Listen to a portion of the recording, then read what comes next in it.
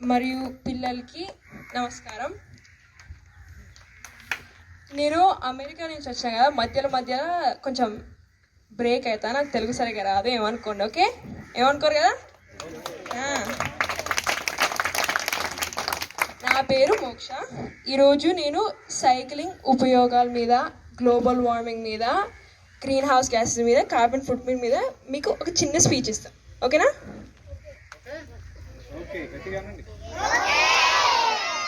ఈరోజు మీకు సైకిల్ వచ్చినాయి కదా, సైకిల్లే ఎందుకు వచ్చినాయి, వాటి ఉపయోగాలు ఏందో తెలుసా మీకు?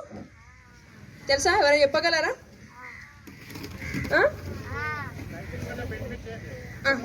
చెప్పు చెప్పు లేదు చెప్పు.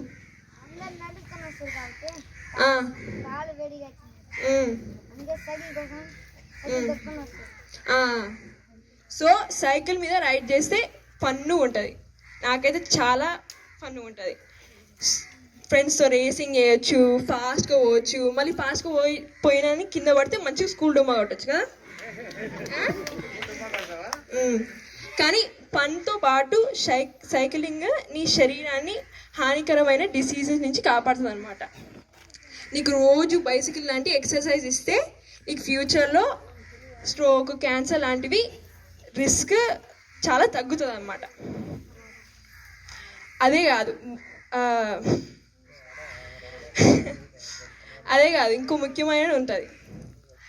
మనం సైక్లింగ్ చేస్తే కార్బన్ ఫుట్ ప్రింట్ అనేది తగ్గుతుంది. ఎవరికైనా కార్బన్ ఫుట్ ప్రింట్ అంటే ఏంటో తెలుసా? కార్బన్ ఫుట్ ప్రింట్ అంటే ఎవరికైనా తెలుసా?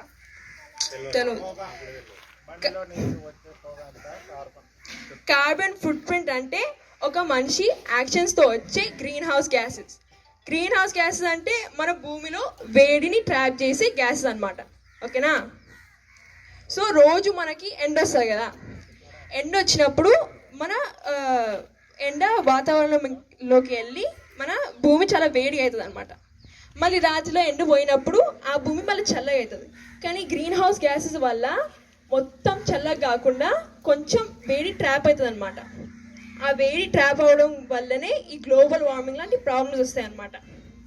ఇండియాలో ప్రతి మనిషికి దగ్గరికి ఒక 1/2 టన్ అంటే 500 kgs కార్బన్ ఫుట్ ప్రింట్